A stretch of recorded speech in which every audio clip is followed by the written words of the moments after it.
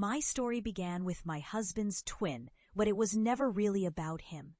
That night, just past midnight, I saw the glowing screen of Richard's phone on the nightstand, a casual message that shattered my world into a million tiny pieces.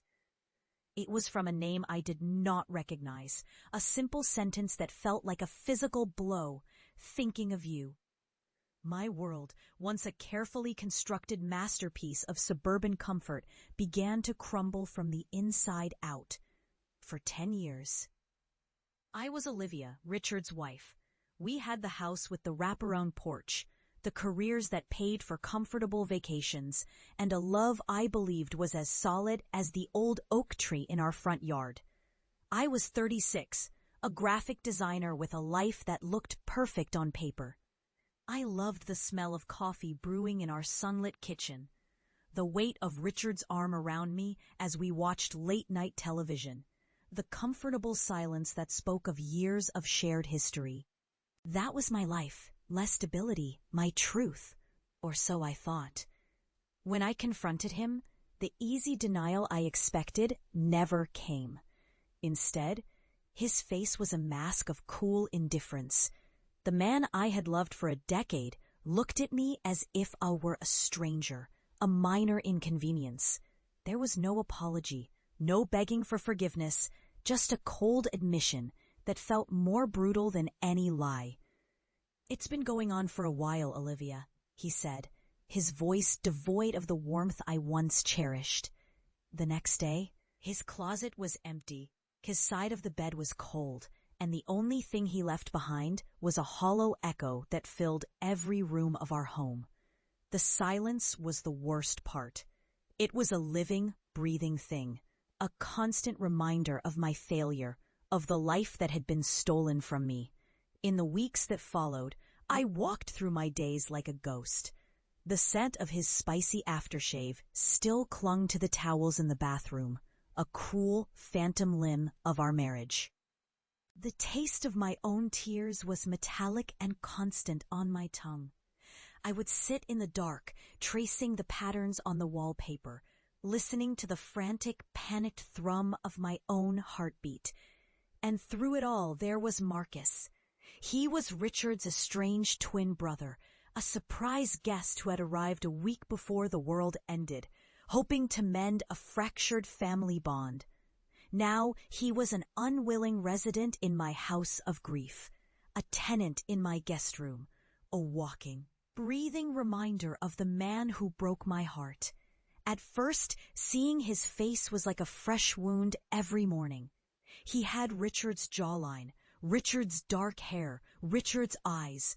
But the longer he stayed, the more I saw the differences. Where Richard's eyes were cold and distant, Marcus's were deep and filled with a quiet empathy. He never offered meaningless platitudes or told me I would be fine. Instead, he would simply appear with a mug of hot tea, the steam smelling of chamomile and honey, and sit with me in the crushing silence. He spoke of his travels as a photographer, of the quiet beauty he found in forgotten places, his voice a low, soothing melody that began to chip away at the ice around my heart. He was gentle where Richard was hard, present where Richard had been absent. He was slowly becoming not the face of my pain, but the source of my healing. One evening, I found an old photo album, and the grief hit me with the force of a tidal wave. I crumpled to the floor, the sobs tearing through me, a raw, wounded sound in the empty house. Marcus found me there. He did not speak. He simply knelt beside me, his presence a warm, solid anchor in my storm. He reached out, his hand hovering just inches from my cheek, his knuckles almost grazing my skin, and in his eyes I saw not my husband's twin, but the man I wished my husband had been. If this confession has you holding your breath, hit like and share, because what he said next changed everything. "He never deserved you, Olivia," he whispered, his voice thick with an emotion I could not name. And in that moment, The dam broke. He told me about their childhood, about a secret that had driven them apart years ago. He spoke of Richard's need to conquer, to possess, to win. A flaw that had been there all along. A flaw I had been too in love to see. Marcus had always lived in his brother's shadow, the quieter, more observant soul. He confessed that he had watched me from afar for years, at family gatherings and holiday parties, seeing the light in me that Richard took for granted. His confession was not one of romantic pursuit, but of profound, heartbreaking understanding.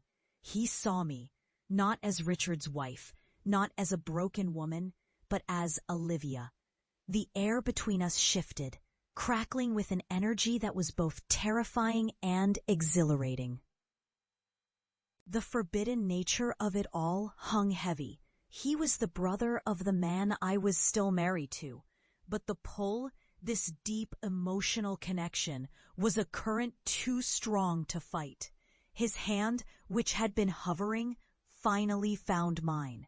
His fingers laced through mine, a simple touch that felt more intimate than anything I had ever known.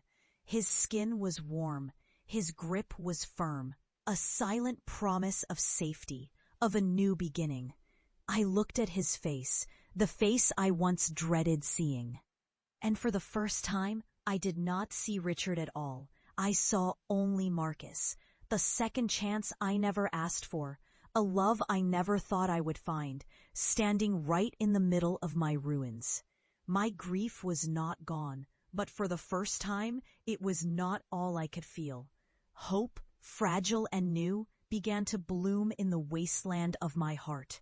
I knew the road ahead would be complicated, a tangle of loyalties and broken rules, but looking into his eyes, I also knew I was no longer walking it alone.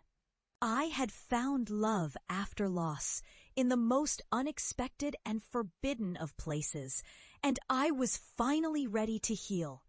If you crave more raw, emotional confessions, please like, share, and subscribe. Your next chapter awaits.